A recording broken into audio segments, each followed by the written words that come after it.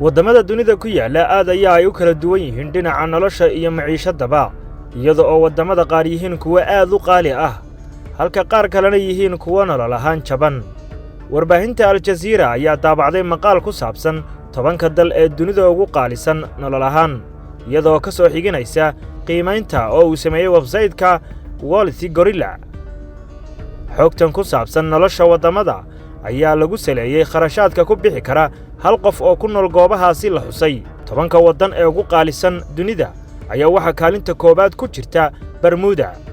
Bermuda waa ismaamul goboleed hoos tagta dawladda Ingiriiska kuna taala waqooyiga badweynta Atlantiga waxaana caasimadu ah magaalada Hamilton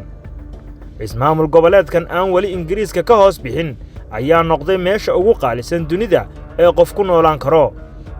iyada oo qofka kaliya bishii ay ku baxayso celis kharashaad gaaraya $5,000 Mareykanka ah tirada dadka degan ayaa gaaraya 65,000 oo qof badka dalku ku fadhiyana waa 350 kilomitir oo isku wareeg ah waxa la yaab leh in kirada hal qol oo qofku bil deganaado ku kacayo $2,675 bishii iyadoo kharashka ugu yar ee qofku ku cashayn karo hal habeenna uu yahay $30 waddanka labaad waa jasiiradda Cayman waxa uu qofku ku noolaan karaa bishii $3,387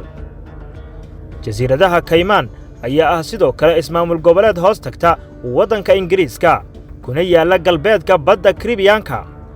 iyadoo caasimadda jasiiradahani tahay magaalada Georgetown tirada dadka ku nool ayaa guud ahaan ku dhow 63,000 oo qof jasiiradaha Cayman ayaa ah halka labaad ee dunida oo dhan ugu qaalisan Bermuda kadib qofka ku nool jasiiradahan ayaa celceliska bishii ku filan karaa uu noqonaya lacag dhan bishii $3,387 bishii sidoo kale jasiiradahan ayaa caan ku ah shirkadaha ugu waaweyn dunida maanta iyada oo lagu qiyaaso in 100,000 oo shirkadaha dunida ugu waaweyni ay halkaasi ka diiwaan gashan yihiin hal habeen oo aad seexatid qol hurda oo ku yaala caasimadda ayaa ku kacaya kharash dhan $83 kirada hal qol ayaa bishii noqonaya $1,924 hal koob oo buna ayaa sidoo kale qiimo ahaan jooga $7 waddanka saddexaad waa Denmark waxaad bishii ku noolaan kartaa $3,312 Denmark waa dawlad ku taala waqooyiga Yurub caasimadiisuna tahay magaalada Copenhagen tirada dadka ku noolna ay gaadhayso 6 milyan oo qof Denmark ayaa qiimeyntani noqotay dalka saddexaad ee dunida oo dhan ugu qaalisan waxaana qofka celcelis ahaan ku filan bishii $3,312 iyadoo sida warbixinta lagu sheegay hal koob oo bun ah qiimo ahaan uu gaadhi karo $6 waddanka afraad waa Switzerland waxaad bishii ku noolaan kartaa $3,160 Switzerland ayaa sidoo kale noqotay dawladda afraad ee dunida oo dhan ugu qaalisan waddankan oo tirada dadka ku nool ay gaadhayaan 9 milyan oo qof ayaa celceliska bishii qofka ku filnaan karaa uu noqonaya $3,160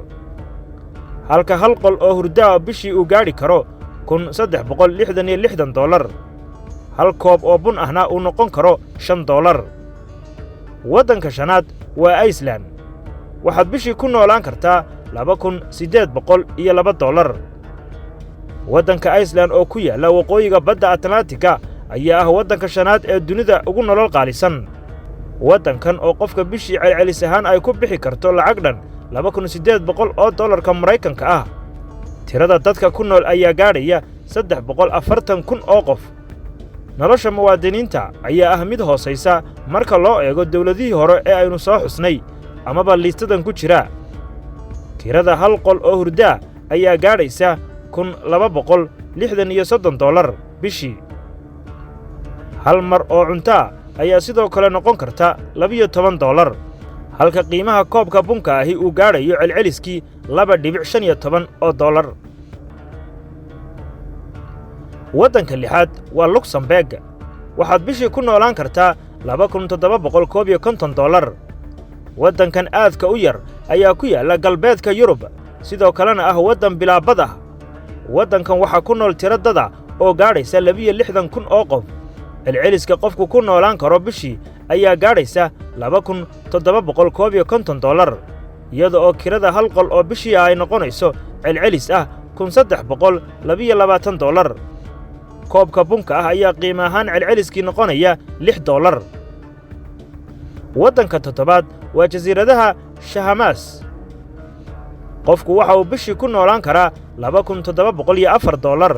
waddanka Shahamaas ayaa ka kooban wax ka badan 700 oo jasiiradood. tirada dadka ku noolna waxa ay gaadhaysaa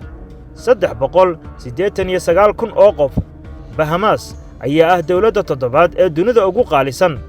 iyada oo qolka hurdo kiradiisu bishii ay noqon karto $950.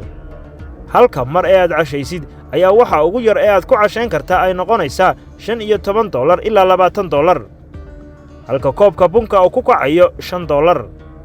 waddanka siddeedaad ee dunida ugu nolosha qaalisan waa waddanka Norway. $2,659 ayaad bishii ku noolaan kartaa. Norway oo ah waddan ku yaalla waqooyiga Yurub ayaa noqday waddanka siddeedaad ee dunida oo dhan ugu qaalisan. celceliska nolosha hal qof ayaa noqotay $2,659 bishii. sidoo kale kirada hal qol ayaa gaadhaysa bishii $1,200. waddanka sagaalaad ee dunida ugu nolosha qaalisan waa waddanka Jabbaan. $612 ayaad bishii ku noolaan kartaa.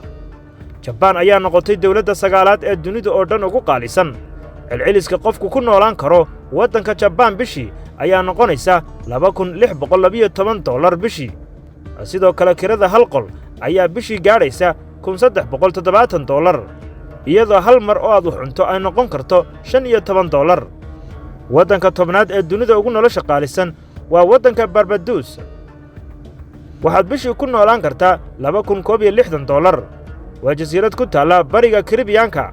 ahna waddanka tobnaad ee ugu qaalisan nolol ahaan dunida. tirada dadka ku nool jasiiraddan ayaa gaadhaysa 286,000 oo qof. nolosha hal qof ayaa celcelis ahaan bishii ah $2,060, halka kirada hal qol bishii ay noqonayso $500 oo Maraykanka ah.